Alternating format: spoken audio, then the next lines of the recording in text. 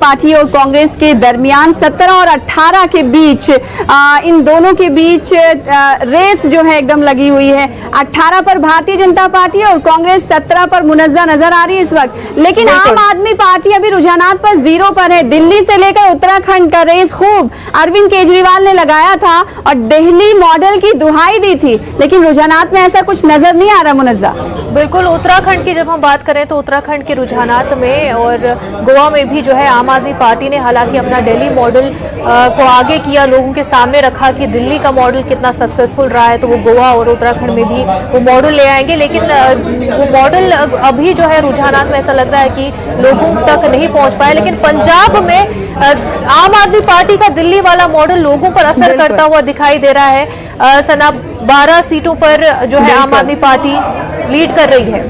बिल्कुल, कांग्रेस और आम आदमी पार्टी के बीच शुरुआती रुझानात में टक्कर दिखाई दे रही थी, लेकिन अब ये फासला धीरे-धीरे आपको बता दें कि बीजेपी जो है 102 से 104, बल्कि बहुत तेजी से ये रुझान जो है बदल रहे हैं। सना, बीजेपी 104 सीटों पर लीड करती हुई यूपी में दिखाई दे रही है, तो सेंचुरी पार हो चुकी है बीजेपी की 104 सीटों पर। भारतीय जनता पार्टी के लिए बड़ी जीत। रुझानात में 104 सीटों के रुझानात दिखाई दे रहे हैं। भारतीय जनता पार्टी को उत्तर प्रदेश में ये रुझानात के हवाले से बहुत बड़ी खबर है। लेकिन समाजवादी पार्टी की बात करेंगे तो उनका भी आंकड़ा बड़ा है, लेकिन भारतीय जनता पार्टी से बहुत पीछे है। डबल से भी ज्यादा अभी रुझानात में समाजवादी पार्टी उत्तर प्रदेश में पीछे दिखाई दे रही है। हमारे साथ पॉलिटिकल एनालिस्ट जुड़ चुके हैं बीजेपी के हक में सना दिखाई देंगे, तो रुझानात में भी हम वैसा ही कुछ ट्रेंड देखने को मिल रहा है। तेजी से बीजेपी जो है रुझानात में आगे बढ़ती हुई दिखाई दे रही है। हमारे साथ पॉलिटिकल एनालिस्ट प्रेम कुमार जी भी जुड़ चुके हैं। प्रेम कुमार जी, यूपी की बात करें तो तेजी से लीड बनाती हुई बीजेपी 107 सीटों पर लीड कर रही है और वहीं सपा जो है 44 सीट्स पर लीड कर रही है। इस रुझान को आप किस तरह से देखते हैं प्रेम कुमार जी? निश्चित रूप से ये रुझान जो दिख रहा है बीजेपी के हक में है, और अभी आपने 160 सीटों का रुझान दिखाया है। 403 सीटें हैं। जी 109 अब हो चुका जी 110, बल्कि बहुत तेजी से बदल रहे हैं ये रुझान। जी मगर मुझे ऐसा लगता है कि जैसे मैंने पहले भी वोट प्रतिशत का एनालिसिस किया था कि वोट चूंकि परसेंटेज कम हुआ है, वोट प्रतिशत जब कभी भी कम होता है तो बीजेपी को नुकसान होता है, तो वो नुकसान दिखेगा।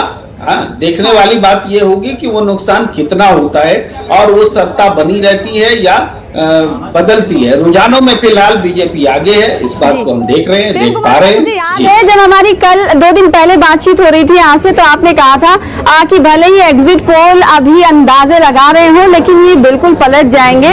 भारतीय जनता पार्टी को नुकसान होगा, लेकिन कितना नुकसान होगा इसका अंदाजा नहीं लगाया जा सकता। लेकिन एग्जिट पोल के बाद जो अब रुझानात सामने आए हैं, इससे आपको बहुत हद तक अंदाजा लग रहा होगा कि अब जो है नतीजों में ये ट्रेंड्स किस हद तक तब्दील हो पाएंगे। क्या कहता है आपका असेसमेंट? देखिए, एग्जिट पोल के बारे में तो मैंने ये भी कहा है कि जैसे exit poll BJP Prem Kumar ji, आपकी आवाज नहीं पहुंच पा रही है। मेरी आवाज नहीं आ रही है? जी मिल रही, बोलिए जी।